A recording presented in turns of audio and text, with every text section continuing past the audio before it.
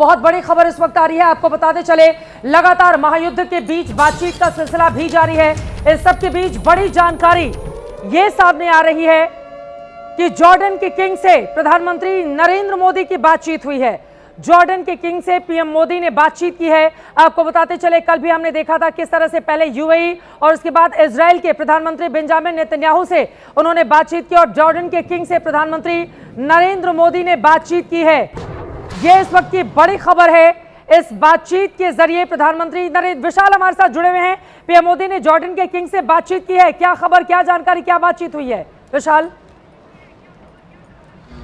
चित्रा, देखिए थोड़ी देर पहले प्रधानमंत्री नरेंद्र मोदी ने जॉर्डन के किंग अब्दुल्ला II से फोन पर बातचीत की है और जॉर्डन के जो हालात हैं और क्षेत्रीय जो हालात हैं उस पर दोनों नेताओं ने चर्चा की है। प्रधानमंत्री नरेंद्र मोदी ने शांति पर जोर दिया है और इसके साथ ही जॉर्डन के किंग को धन्यवाद किया कि भारतीय समुदाय के लोगों की सुरक्षा और जो तमाम जरूरतें हैं उनको सुनिश्चित कराया जा रहा है जॉर्डन की तरफ से। उसके लिए जॉर्डन के किंग को प्रधानमंत्री नरेंद्र मोदी ने धन्यवाद किया। और आज दोपहर ही सऊदी अरब के क्राउन प्रिंस और बहरीन के किंग से भी प्रधानमंत्री नरेंद्र मोदी ने बातचीत की थी और उनके यहां जिस तरह के हमले हो रहे थे उस हमलों पर भारत ने अपनी प्रतिक्रिया भी दी थी। देखा जाए तो कुल मिलाकर प्रधानमंत्री नरेंद्र मोदी पश्चिम एशिया के तमाम देशों के नेताओं से इस वक्त बातचीत कर रहे हैं। नेतन्याहू से भी उनकी बातचीत हुई थी। प्रधानमंत्री नरेंद्र मोदी लगातार जिनसे भी बातचीत कर रहे हैं वो शांति की ही अपील करते हुए नजर आ रहे हैं। कूटनीति और संवाद, इस पर भारत की तरफ से जोर दिया जा रहा है कि समस्या का समाधान कूटनीति और संवाद के माध्यम से होना चाहिए। और प्रधानमंत्री नरेंद्र मोदी लगातार अलग अलग देशों के नेताओं से पश्चिम एशिया में बात करके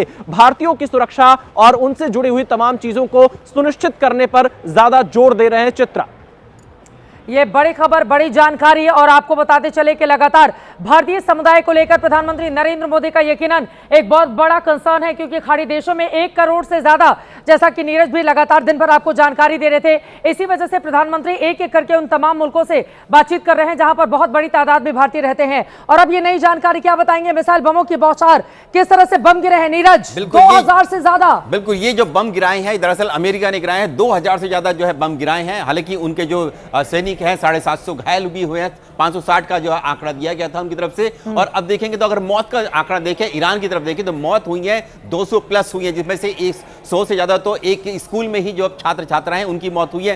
टारगेट कहां का किया है अमेरिका ने? उनके 10 बड़े शहरों पर अटैक किए हैं अमेरिका और इजराइल ने। ईरान में 2000 से ज्यादा बम गिराए गए हैं। 200 से ज्यादा लोगों की मौत हो गई है। अभी तक पूरा आंकड़ा सामने नहीं आया है, लेकिन ये एक अनुमान जताया गया है। घायल 750 से ज्यादा हुए हैं, जिनमें से कई की हालत बेहद गंभीर बनी हुई है। और 10 बड़े बड़े शहर, कौन कौन से शहर टारगेट पर रहे? देखिए, अगर तेहरान सबसे बड़ा तो तेहरान ही रहा है, वहीं पर रहा है। इस्फहान शहर रहा है, नतांज जहां पर उनका न्यूक्लियर बेस है, उनके साथ साथ और 10 बड़े शहर, बंदर अब्बास, यहां पर जो पोर्ट्स हैं जहां पर उनके शिप खड़े हुए थे, उन सब पर भी अटैक जो है अमेरिका और इजराइल ने किया। और यहां पर एक बार फिर से आपको हम दिखा रहे हैं 11 देशों में ईरान का हमला हुआ है।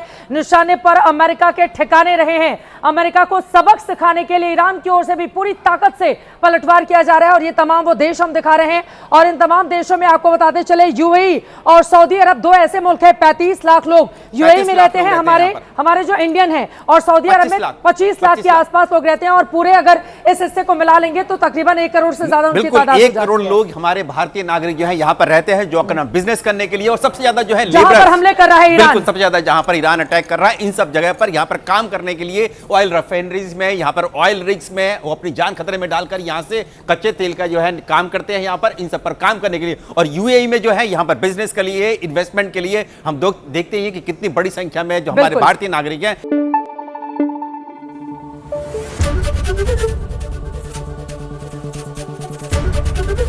एबीपी न्यूज आपको रखे आगे।